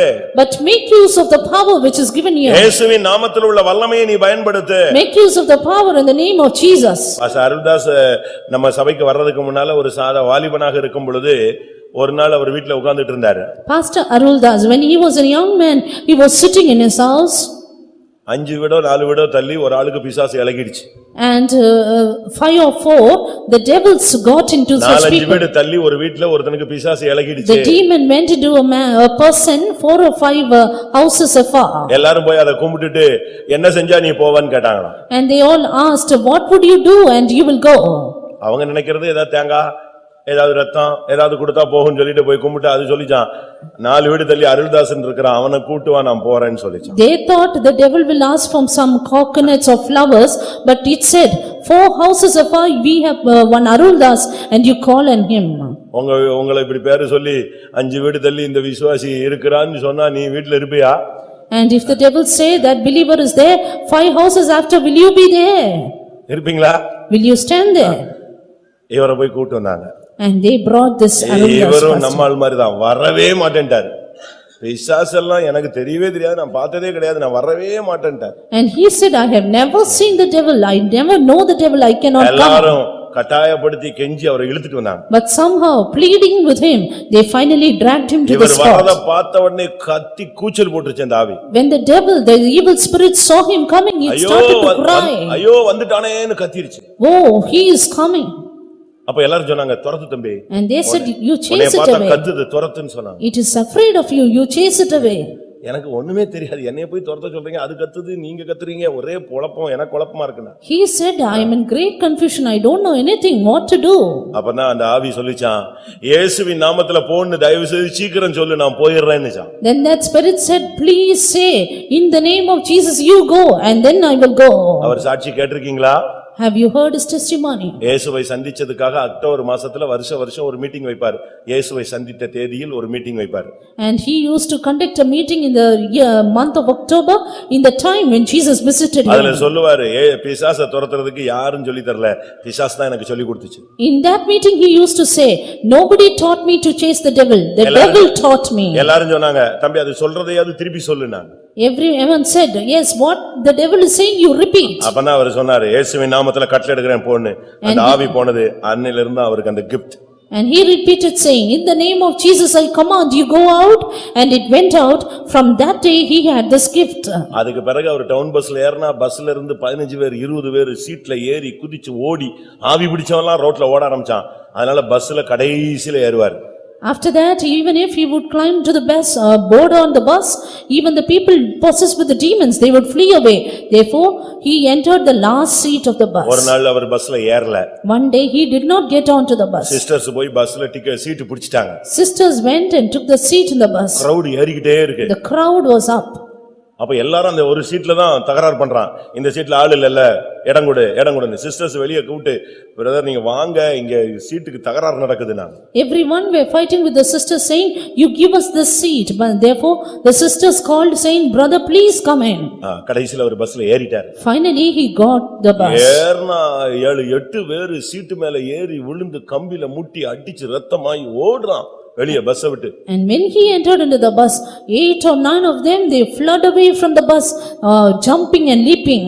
அப்பதான் அவர் சொன்னாரு, இதுக்கு தான் நான் லேட்டா வந்தேன், முதல்ல வந்திருந்தா 30-40 பேர் ஓடி இருப்பான். And then he said, that is why I said I am not coming in. If I come already, உலகத்தில் இருக்கிறவனிலும் உனக்குள் இருக்கிறவர் பெரியவர். He that is in you is greater than he that is in the world. அதனால பிசாசு வீட்ல ஆடிச்சுன்னா பாஸ்டர்னு கூப்பிடாத, இயேசுவேன்னு கூப்பிடு. இயேசுவின் நாமத்துல அதை என்ன செய்ய அங்கேயே நீயே கடிந்து கீழ்ப்படுத்து. Therefore, if the devil is dancing in your house, don't call pastor, but you call Jesus and you subdue the devil. உனக்குள் இருக்கிறவர் பெரியவர். He that is in you is greater. அந்த வல்லமையை நீ வெளியே கொண்டு வா. And you bring out the other power. யூதா கோத்திரத்து சிங்கம் உனக்குள்ள இருந்து வெளியே வர்றதுக்கு இடம் கொடு. Allow the lion of the tribe of Judah to come out of you. இயேசுவின் நாமத்துல நீ சொல்லும் பொழுது அந்த ஆவி ஓடிடணும். When you utter the name of Jesus, the evil spirit will flee away. நீ சிங்கத்தின் மேல் நடப்ப 91ஆம் சங்கீதத்தை மனப்பாடமா படிச்சு வச்சிருக்கியே, என்னைக்காவது பிசாசு துரத்தி இருக்கிறியா? You have by hearted Psalm 91, but have you cast out the devil at any time? வீட்ல எழுதி போட்டு வச்சிருக்கீங்க, அழகா உன்னதமானவருடைய மறைவில் இருக்கிறவன் சர்வ வல்லவருடைய நிழலில் தங்குவான். நிழல்ல இருந்தாதான் பிசாசு ஓடுமே. You have clearly written down saying, he that dwelleth in the secret place of the Almighty shall abide in his shadow. If you are in his shadow, the devil will fly away. ஏசாயா 43:2. Isaiah 43:2. இந்த மார்க்கம் அக்கினியின் மேல் நடக்கிற மார்க்கம். This is a path you walk upon the fire. அக்கினிக்குள்ள நீ போயிட்டு வெளியே வந்தாலும் உனக்கு ஒண்ணும் சம்பவிக்காத ஒரு மார்க்கம். That path in which even if you walk upon the fire, you will not be burned. இந்துக்கள் மற்ற மார்க்கத்துல பாருங்க, தீக்குழி நடக்கறாங்க, தீயில நடந்து வர்றாங்க. Today you can see certain devotees, they walk upon the fire. ஒரு நிமிஷத்துல ஓடுறான். They run in a minute. அவனுக்கு கால்ல கையில ஒண்ணுமே படலன்னு சொல்றான். And they say nothing has happened to my feet. ஆனா இந்த மார்க்கம் அப்படி அல்ல. அக்கினி பரீட்சைகளிலே 7 மடங்கு சூடானாலும் அதிலே நடக்கிற ஜெயம் கொள்ளுகிற மார்க்கம். But this is a path, an overcoming path in which though you walk through sevenfold higher furnace, you are not burned. ஏசாயா 43:2. Isaiah 43:2. நீ தண்ணீர்களை கடக்கும்போது நான் உன்னோடு இருப்பேன், நீ ஆறுகளை கடக்கும்போது அவைகள் உன்மேல் புரளுவதில்லை. நீ அக்கினியில் நடக்கும்போது வேகாதிருப்பாய், அக்கினி ஜுவாலை உன் பேரில் பற்றாது. When thou passest through the waters, I will be with thee, and through the rivers they shall not overflow thee. When thou walkest through the fire, thou shalt not be burnt, neither shall the flame kindle upon thee. அக்கினியில் நடப்பாய், அவைகள் உன்மேல் பற்றாது. When thou walkest through the fire, thou shalt not be burnt. அவைகளுக்கு மத்தியில நீ வேகாதிருப்பாய். And you will not be burnt. இது அக்கினி சூளையினான ஒரு மார்க்கம்தான். This is a path of fiery furnace. மத்தவனுக்கு 1 மடங்குன்னா உனக்கு 7 மடங்கு இருக்கும். If for others it is 1-fold, you have 7-fold fire. ஏன் மத்தவனுக்கு 1 மடங்கு பிரச்சனை, எனக்கு மட்டும் 7 மடங்கு பிரச்சனை அப்படி நீ கேட்கலாம். You may ask saying, why 1-fold for problem for others and for me 7-fold? அவனுடைய பிரதிபலனுக்கும் உன்னுடைய பிரதிபலனுக்கும் வித்தியாசம் இருக்கிறது. There is a quite vast difference between his reward and இக்கால yours. பாடுகள் இனிவரும் மகிமைக்கு ஒப்பிடத்தக்கவைகள் அல்ல.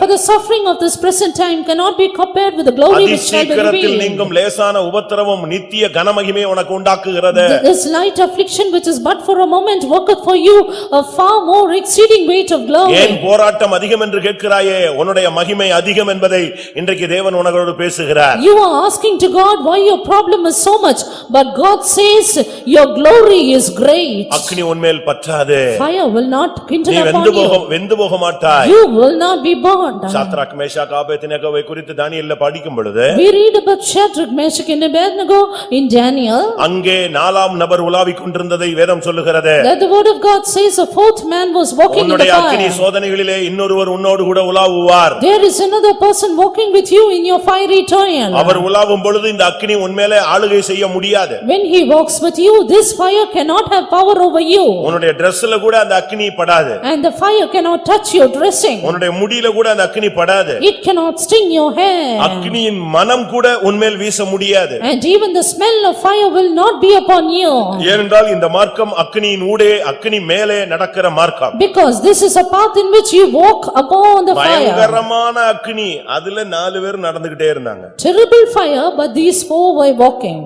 நமக்கு அப்படி நடக்கிற ஒரு கிருபை உண்டு என்பதை நீங்கள் மறந்து விட வேண்டாம். Do not forget, you have the grace to walk like that. எத்தனை மடங்கு சூடாகட்டும், How much ever hot it is. பிசாசு அக்கினியை டியூன் பண்ணிக்கிட்டே இருக்கட்டும், ஆனால் தேவன் உன்னோடு கூட இருப்பார். The devil may keep raising the fire, but God is with you.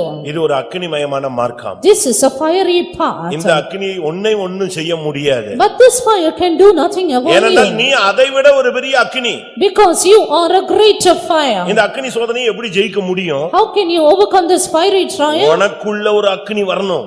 There will be a fire within you. உன்னத பாட்டுல நான் பார்க்கும் பொழுது Turning to Song of Songs. நேச அக்கினி மரணத்தை பார்க்க பார்க்கிலும் வலிதாக கொடிதாக இருக்கிறது. We see the fire of love is greater than death. உன்னத பாட்டு 8ஆம் அதிகாரம் 6ஆம் வசனத்தை பார்க்கும் பொழுது Turning to Song of Songs 8:6. நேசம் மரணத்தை பார்க்கிலும் வலிது. Love is strong as death. நேச வைராக்கியம் பாதாளத்தை போல கொடிதானது. Jealousy cruel as the grave. அதின் தழல் அக்கினி தழல், அதின் ஜுவாலை கடும் ஜுவாலை.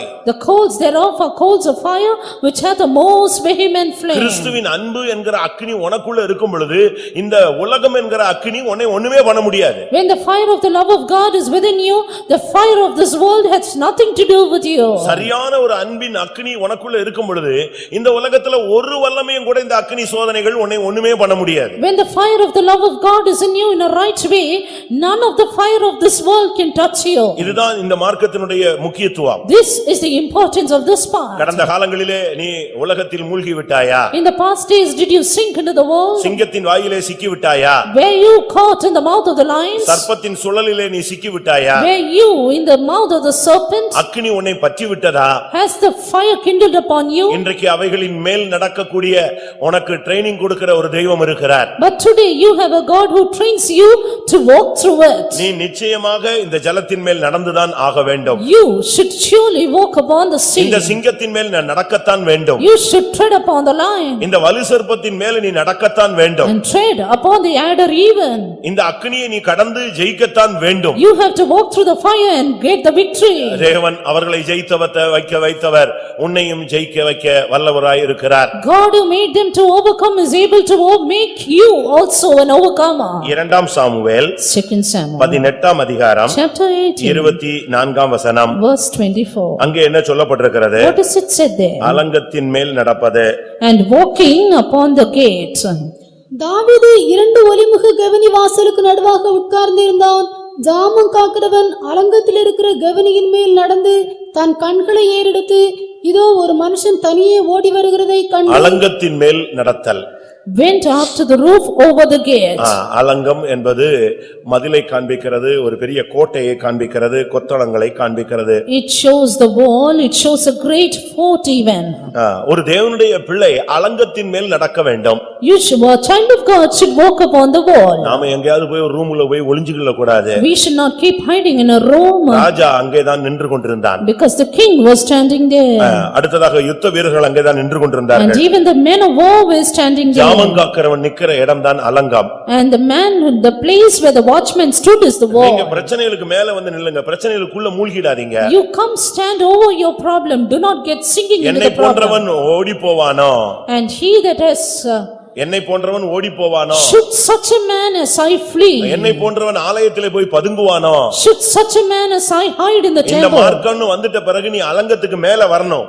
After coming into this path, you should straight come upon the wall. உன்னுடைய ரட்சிப்பின் மேல் நீ நின்று நீ யுத்தத்தை தொடங்க வேண்டும். Stand upon your salvation and fight your war. அலங்கத்தின் மேல் தான் ஜாமக்காரன் நின்னுட்டே இருப்பான். Watchman stood upon the wall. அங்கதான் இருந்து அவன் எல்லாத்தையும் பார்த்துக்கிட்டு, அவன் அது உயரமான இடம். That is a top place, from there he viewed everything. அந்த அலங்கத்துல கவுனி வாசல், அது இன்னும் உயரமானது. அங்க இருந்து தான் அவன் பார்த்துக்கிட்டே இருக்கிறான். And there is a gate upon the wall, he stood there and watched. அங்க இருந்து அவன் பார்த்துக்கிட்டே இருக்கிறான், எங்கெல்லாம் சத்துரு வர்றான், எங்க இருந்து யார் ஓடி வர்றா. From there he lifted up his eyes and looked for the enemy.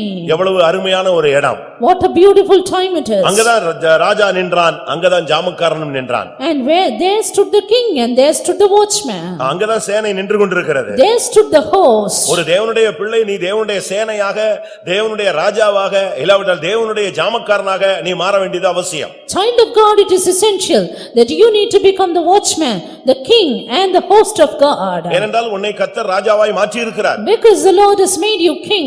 வெளிப்படுத்தல் 1:6 படி அவருடைய இரத்தத்தினால் நம்மை கழுவி ராஜாக்களாய் மாற்றி இருக்கிறார். According to Revelation 1:6, washed us by his blood and has made us kings. நீ ஒரு ஜாமக்காரன். You are a watchman. நீ ஒரு ஜெபிக்கிறவன். A prayer warrior. நீ எங்கேயாவது போய் ஒளிந்து கொள்ள கூடாது, படுத்து தூங்கிர கூடாது. You should not keep hiding, you should not sleep. இது விழிப்பாக இருக்க வேண்டிய ஒரு காலம். This is the time you have to be watchful. இது தெளிவாக நீ பார்க்க வேண்டிய ஒரு காலம். A time you have to be alert and look through. சத்துருவின் தந்திர தந்திரங்களை அறிந்து கொள்ள வேண்டிய ஒரு நேரம். Time you have to know the wiles of the devil. நீ அலங்கத்தின் மேல் இல்லாமல் எங்கேயாவது அறைக்குள்ள போய் விழுந்து கிடக்க கூடாது. You should not be in the room, not being upon the wall. இந்த அலங்கம் என்பது நம்முடைய ரட்சிப்பை காண்பிக்கிறது. This wall shows your salvation. இந்த ரட்சிப்புல நீ நின்று ஜெபிக்க ஜெபவீரனாய் மாற வேண்டும். And by the salvation you have to become a prayer warrior. ஜெபிக்காம இந்த மார்க்கத்துல ஒருத்தன் ஜெயிக்கவே முடியாது. Without prayer a man cannot prevail in this path. உங்க அம்மா உனக்காக ஜெபிக்கலாம், உன் மனைவி உனக்காக ஜெபிக்கலாம், உன் பிள்ளைகள் உனக்காக ஜெபிக்கலாம்.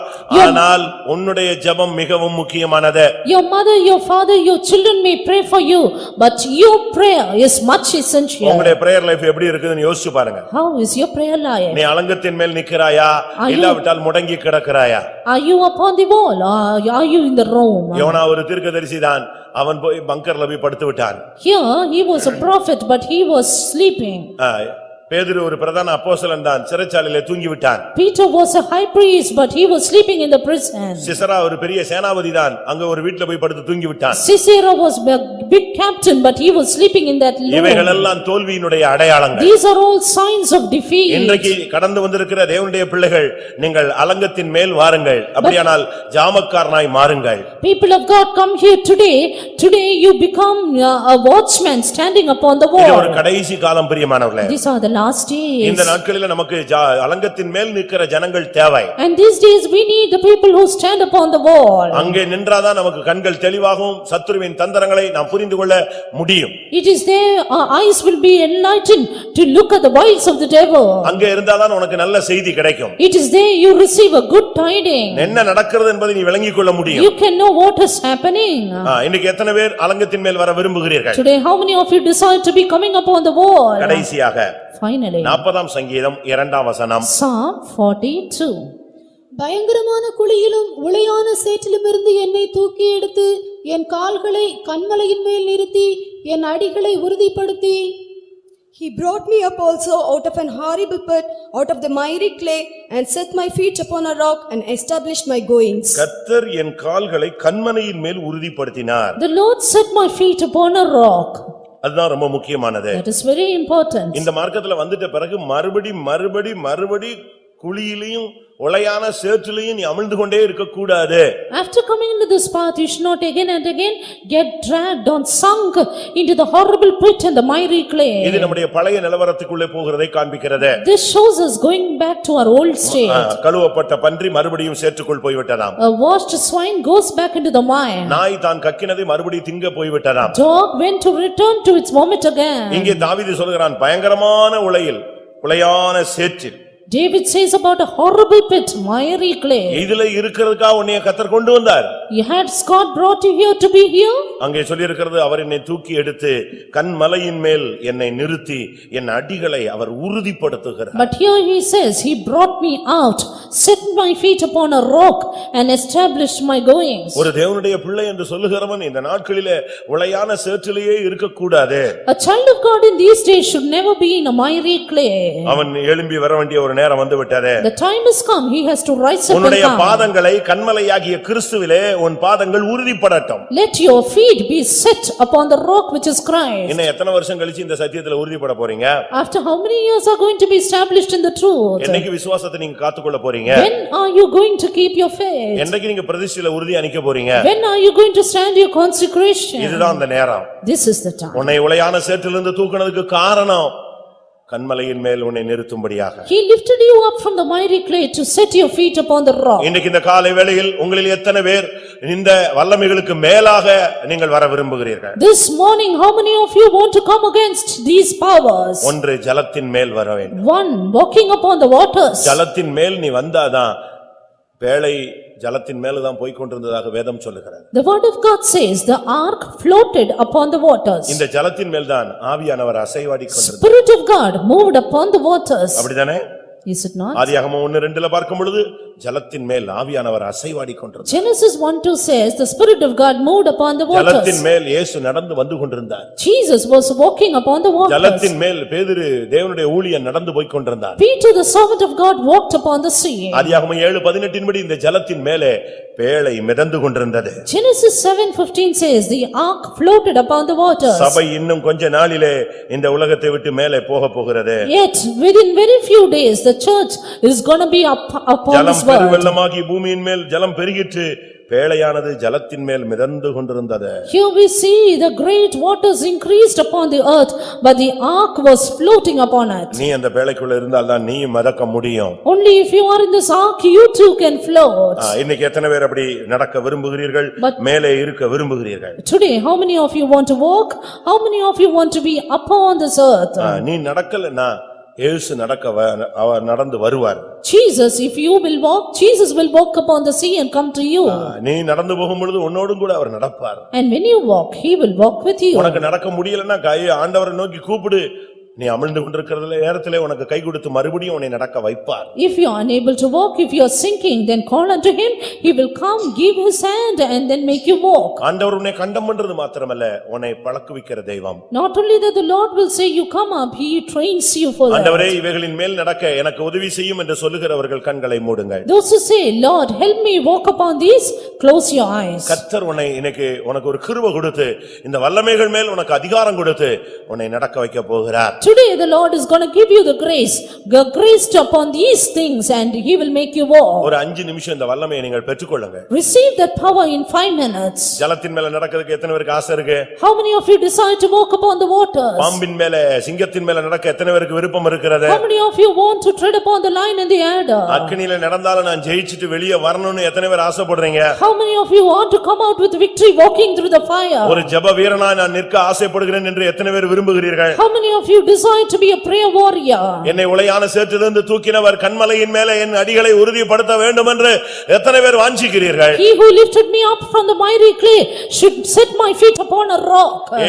பேதுருவை ஜலத்தின் மேல் நடக்க வைத்தவர் இங்கே வந்திருக்கிறார். Jesus who made Peter to walk upon the sea is come here even today. பேதுருவை ஜலத்தின் மேல் நடக்க வைத்தவர் இங்கே வந்திருக்கிறார். He who made Peter to walk upon the sea is come here today. சங்கீதக்காரனை வலுசர்ப்பத்தின் மேல் நடக்க வைத்தவர், சிங்கத்தின் மேல் நடக்க வைத்தவர் இங்கே வந்திருக்கிறார். He who made the psalmist to tread upon the lion and the adder is come here today. Shadrach, Meshach, ஆபேத்நேகோவை அக்கினி சூளையிலே நடக்க வைத்து அவர்களோடு உலாவினவர் நம்முடைய மத்தியிலே வந்திருக்கிறார். He who made Shadrach, Meshach and Abednego to walk in the fire and was walking with them is here today. சேற்றிலிருந்து உன்னை தூக்கி எடுத்து கன்மலையிலே அடிகளை உறுதிப்படுத்துகிற தேவன் நம்முடைய மத்தியிலே வந்திருக்கிறார். God who lifts you from the miry clay and sets your feet upon the rock is come in our midst even today. நானும் அந்த அனுபவத்தை பெற்றுக்கொள்ள விரும்புகிறேன் என்று சொல்லுகிறவர்கள் கண்களை மூடி முழங்கால் படியிடுங்கள். Those who say I too want that experience, close your eyes and be on your knees. இன்றைக்கு தேவன் வந்தது எதற்காக? Today why did God come? உன்னை கொண்டு வந்தது எதற்காக? Why did he bring you here? நான் உலகத்தை ஜெயித்தேன். I have overcome the world. திடன் கொள்ளுவாயாக, நீயும் உலகத்தை ஜெயிப்பாய். Be of good cheer, you too will overcome. இந்த தண்ணீரின் மேல் நான் நடந்தேன். I have walked upon the water. நான் உன்னையும் நடக்க வைப்பேன். I will make you walk too. எத்தனை பேருக்கு நடக்கணும்னு ஆசை? What is your desire today? இந்த உலகத்தின் ஜெயித்து நான் நடக்க வேண்டும் என்று விரும்புகிறவர்கள் கரங்களை உயர்த்துங்க. Those who desire to overcome the world and walk, lift up your hand. சிங்கத்தின் மேல நடக்க விரும்புகிறேன். I desire to walk upon the lion. இரவு பகலும் ஜாமக்காரனாய் அலங்கத்தின் மேல் நடக்க விரும்புகிறேன். I desire to walk upon the wall as a watchman. அக்கினியில் உம்மோடு கூட நடக்க விரும்புகிறேன். I want to walk with you in the fire. கன்மலையில் என் அடிகளை உறுதிப்படுத்த விரும்புகிறேன். I want to set my feet upon the rock. நீங்க பாருங்க, உங்களை இனிமேல் அருமையாய் தேவன் நடத்த போகிறார். You see, the Lord is going to lead you beautifully. உனக்கே ஆச்சரியமா இருக்கும், நாமா இப்படி கடந்து வந்தோம், நடந்து வந்தோம். You will be surprised saying, did I walk? Did I walk? ஆம், தேவன் தான் உன்னை நடக்க வைக்க போகிறார். Yes, it is God who will make you to walk. எப்ராயிமே, நான் உன்னை எப்படி கைவிடுவேன்? Ephraim, how shall I forsake you? இந்த மார்க்கத்தில் நான் உன்னை நடக்க பழக்குவேன். I will teach you to walk in this way. இன்றைக்கு கர்த்தர் உனக்கு கொடுக்கிற அபிஷேகம் ஜலத்தின் மேல் நடக்கிற அபிஷேகம். இன்றைக்கு கர்த்தர் உனக்கு கொடுக்கிற வல்லமை சிங்கத்தின் மேல் நடக்கும் வல்லமை.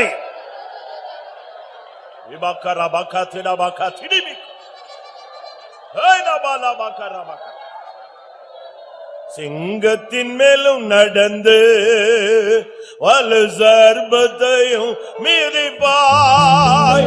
அவர் நாமத்தை நீ முற்றும் நம்பினதால் இழுத்து காத்திடுவார். ஆமென். அவர் நாமத்தை நீ முற்றும் நம்பினதால் உன்னை விடுவித்து காத்திடுவார். அபிஷேகத்துல வல்ல சர்வத்தையும் சிங்கத்தின் மேல் நடந்து வாருங்க. அவர் நாமத்தை நீ முற்றும் நம்பினார் உன்னை விடுவித்து காத்திடுவார். அவர் நாமத்தை நீ முற்றும் நம்பினதால் உன்னை விடுவித்து காத்திடுவார். சிங்கத்தின் மேலும் நடந்து வல்ல சர்வத்தையும் மீறிப்பார். அவர் நாமத்தை நீ முற்றும் நம்பினதால் உன்னை விடுவித்து காத்திடுவார். அவர் நாமத்தை நீ முற்றும் நம்பினதால் உன்னை விடுவித்து காத்திடுவார். அவர் நாமத்தை நீ முற்றும் நம்பினதால் உன்னை விடுவித்து காத்திடுவார். அவர் நாமத்தை நீ முற்றும் நம்பினதால் உன்னை விடுவித்து காத்திடுவார். அவர் நாமத்தை நீ விடுவித்து காத்திடுவார். அவர் நாமத்தை நீ முற்றும் நம்பினதால் உன்னை விடுவித்து காத்திடுவார். அவர் நாமத்தை நீ முற்றும் நம்பினதால் உன்னை விடுவித்து காத்திடுவார். அவர் நாமத்தை நீ முற்றும் நம்பினதால் உன்னை விடுவித்து காத்திடுவார். அவர் நாமத்தை நீ முற்றும் நம்பினதால் உன்னை விடுவித்து காத்திடுவார். அவர் நாமத்தை நீ முற்றும் நம்பினதால் உன்னை விடுவித்து காத்திடுவார். ஆமென்.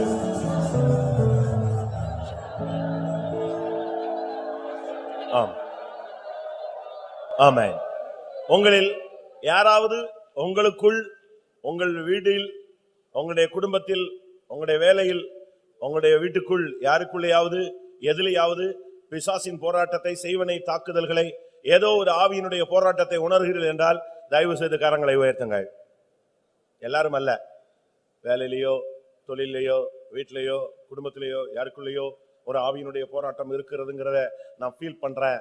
எனக்கு விரோதமா கூட ஒரு வல்லமை இருக்கிறத பல இடங்கள்ல நான் ஃபீல் பண்ணியிருக்கேன்னு சொல்றவங்க கை வைத்துங்க. ஆமென். இன்றைக்கு உங்களுக்கு கர்த்தர் ஒரு கிருபை தரப்போகிறார். நீ வருஷம் முழுசும் வாழ்நாள் முழுசும் இந்த வல்லமையிலேயே போராடிக்கிட்டு இருக்கணுங்கிறது தேவனுடைய சித்தம் அல்ல. இன்றைக்கு அவைகளை மேற்கொள்ள ஒரு வல்லமை உனக்கு தருகிறார். உன்னை கொண்டே அந்த வல்லமையை நொறுக்க போகிறார். உன்னை கொண்டே அவனுடைய தலையை நசுக்க போகிறார்.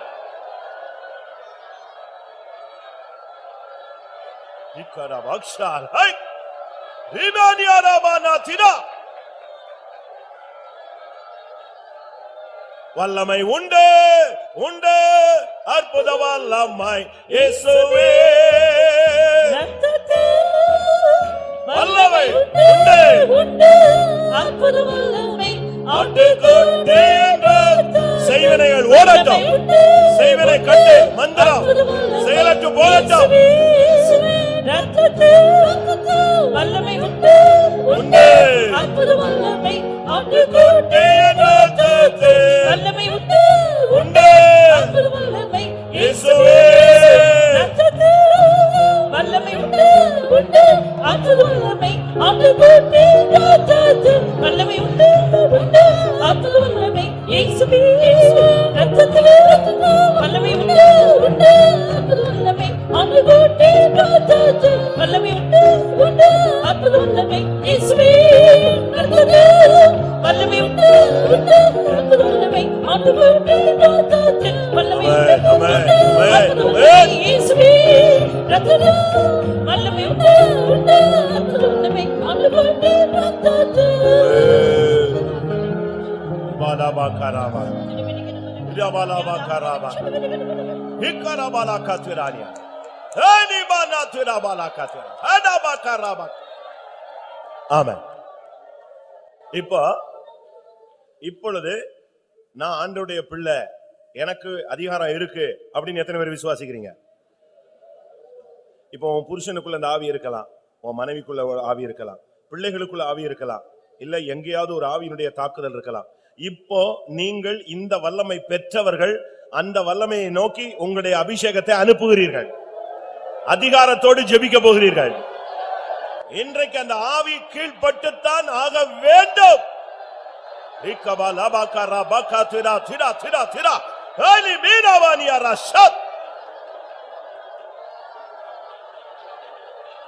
நாலாஞ்சாமத்திலே நடுக்கடல் மீதே நடந்து சீஷரை தேற்றிய இயேசுவே. நாலாஞ்சாமத்திலே நடுக்கடல் மீதே நடந்து சீஷரை தேற்றிய இயேசுவே. எந்த நாவாய் போந்து அலை கடந்து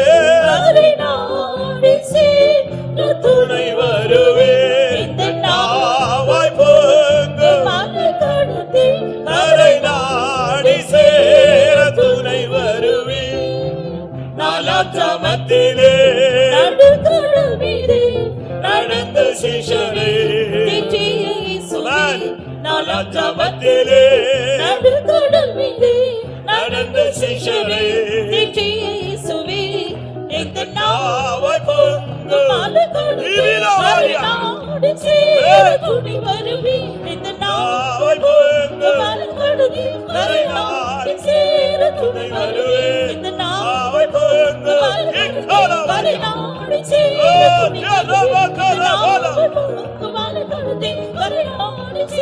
துணி வருவி இந்த நாவை பொங்கு நாடு சேர துணி வருவி இந்த நாவை பொங்கு நாடு சேர துணி வருவி இந்த நாவை பொங்கு நாடு சேர துணி வருவி.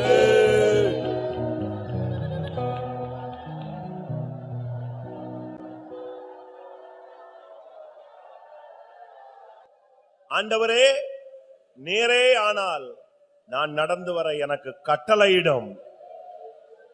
இயேசு உடனே சொன்னார், வா, என்னோடு நடக்க நீ வா.